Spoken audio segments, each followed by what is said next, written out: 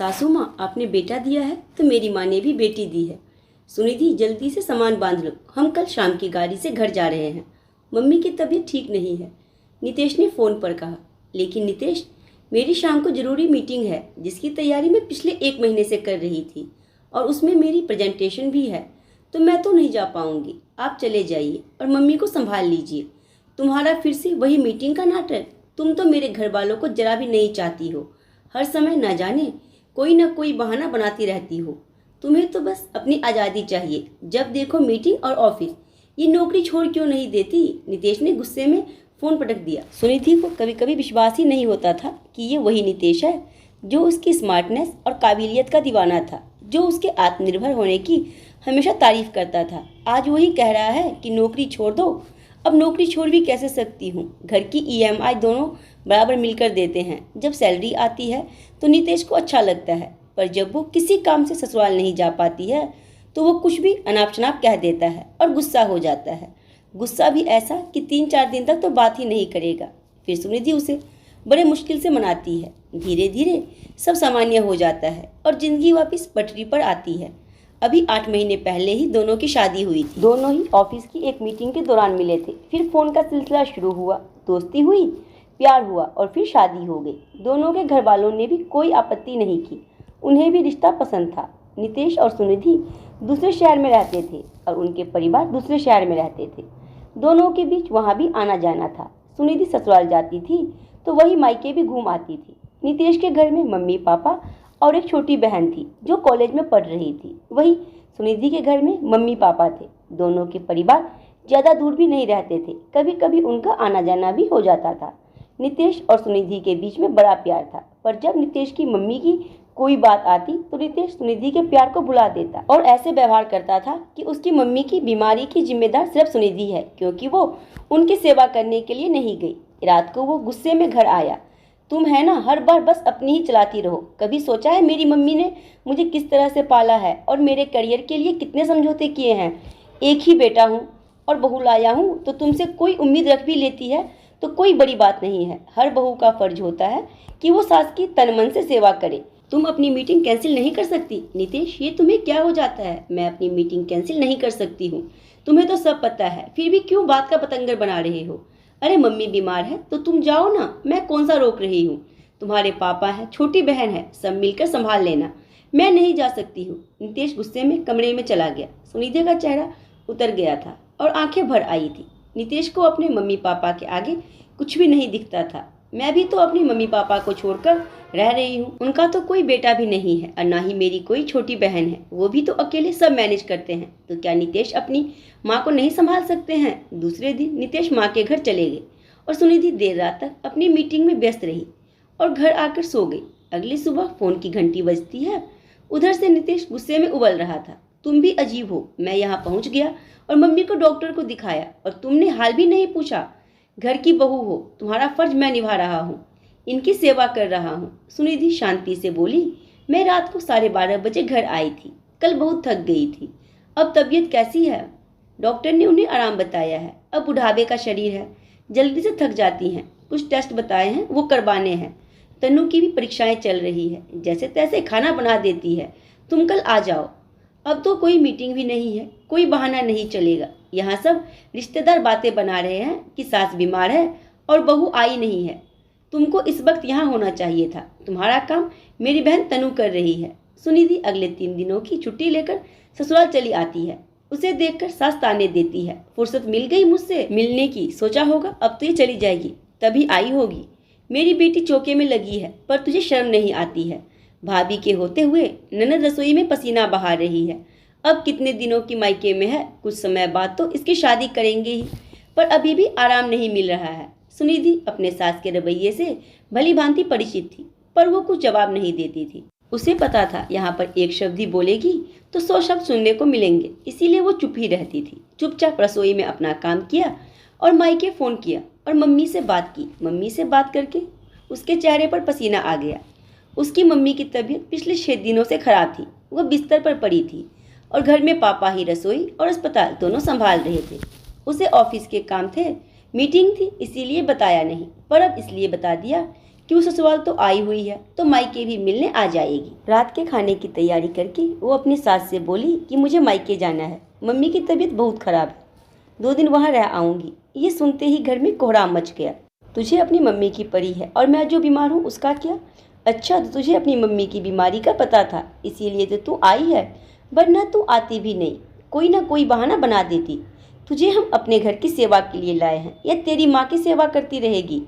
Mummy जी, मुझे mummy ने अभी बताया कि वो 4-5 दिनों से बीमार है।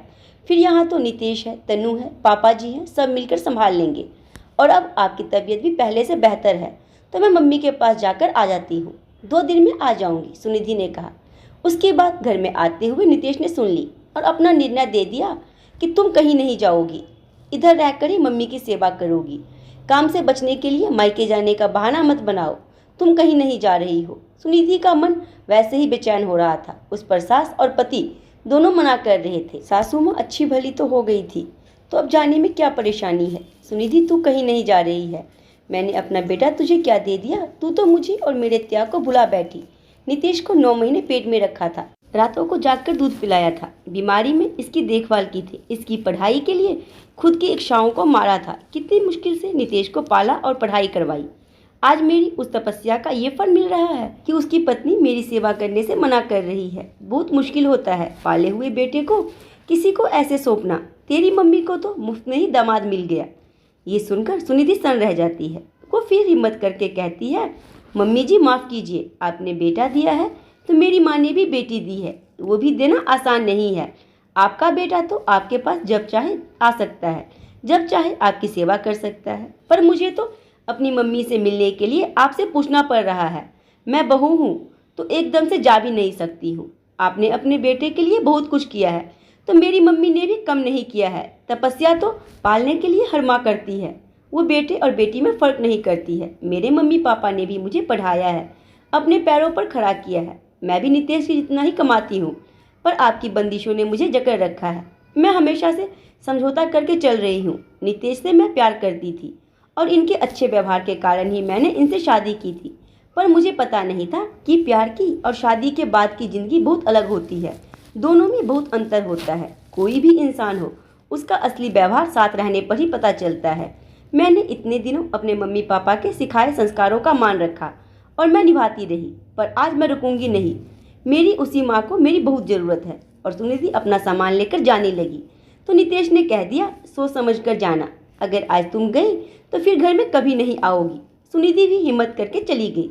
सुनिधि मायके पहुंची थी कि उसकी मम्मी जैसे उससे मिलने के लिए ही रुकी हुई थी। सुनिधि को देखकर उन्होंने अंतिम सांस ली और दुनिया से चली गई। मम्मी के इस तरह जाने से सुनिधि सदमे में आ गई। अब पापा को अकेले छोड़ना संभव नहीं था। घर का हिसाब किताब करके और पापा को साथ लेकर सुनिधि वापस शहर चली गई। वहाँ अलग से घर किराए पर ले लिया और नितेश वाले घर की दूसरी चाबी थी, वहाँ से अपना सामान लेकर चली गई। रोज ऑफिस में नितेश से सामना होता था। नितेश को लगता था कि सुनिधि को इस तरह नहीं जाना चाहिए था और सुनिधि को लग रहा था कि उसने अपनी मम्मी से मिलकर कुछ गलत नहीं किया, क्योंकि अगर वो उस दिन नहीं जाती तो उसकी माँ उससे मिले बिना ही चली जाती। कुछ दिनों से नितेश ऑफिस नहीं आ रहा था। पूछने पर पता चला कि उसकी छोटी बहन तनु की शादी है। नितेश ने उसे बुलाया नहीं था। हालांकि नितेश और सुनिधि ने तलाक नहीं लिया था, फिर भी दोनों अलग ही रह रहे थे। सुनिधि ने भी बिना बुलाए जाना जरूरी नहीं समझा। इसी तरह दिन बीत रहे थे। 1 साल निकल गया। सुनिधि के पापा अपनी पत्नी के बिना ज़्यादा दिनों तक जी नहीं पाए और संसार से चले गए। सुनिधि को संतोष था कि उसने अपने पापा की सेवा तो की, उन्हें अकेला नहीं छोड़ा। अब सुनिधि अकेले ही रह रही थी। रोज ऑफिस जाती और अपना काम करती थी। एक दिन उसके घर की घंटी बजी तो एकदम से नितेश को देखकर चौंक गई। आज तुम यहाँ कैसे और क्यों आए हो? उसने सवाल किया। मैं तुमसे अपने बुरे व्यवहार के लिए माफ़ी मांगने आया हूँ।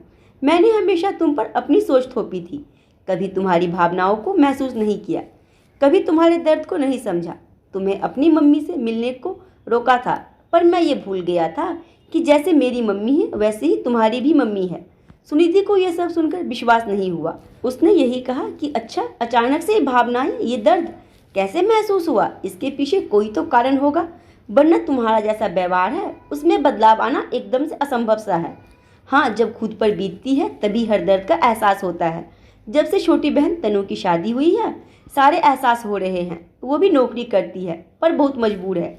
दामाद जी ने उसका जीना मुश्किल कर रखा है, कभी भी घर पर नहीं भेजते हैं। कुछ दिनों पहले पापा को हार्ट अटैक आया था, वो अस्पताल में भर्ती थे। हमने कहा था कि तनु को कुछ दिनों के लिए भेज दे, पर दामाद जी ने नहीं भेजा।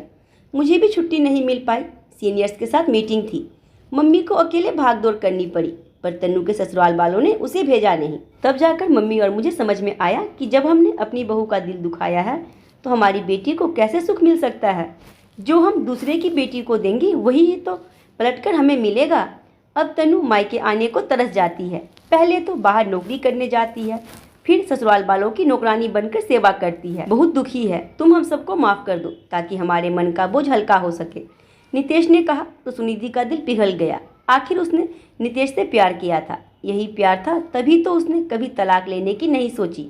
एक प्यार की डोर थी जिससे वो आज भी बंधी हुई थी। मुझे माफ़ कर दो, मैंने तुम्हें तुम्हारी मम्मी से भी मिलने से रोका और दोबारा घर आने को भी नहीं कहा, लेकिन आज मैं कह रहा हूँ कि वापस घर चलो, हम सबको संभाल लो, सब तुम्हें बहुत याद करते हैं। सुनिधि का पत्थर दिल पिघल गया। पत्नी तो वैसे भी पति की हर गलती माफ़ कर देती है। वो वापस अपने ससुराल अपने घर चल दी, क्योंकि रिश्ते चाहे खून के हो या दिल के, ऐसे ही तो तोड़े नहीं जाते।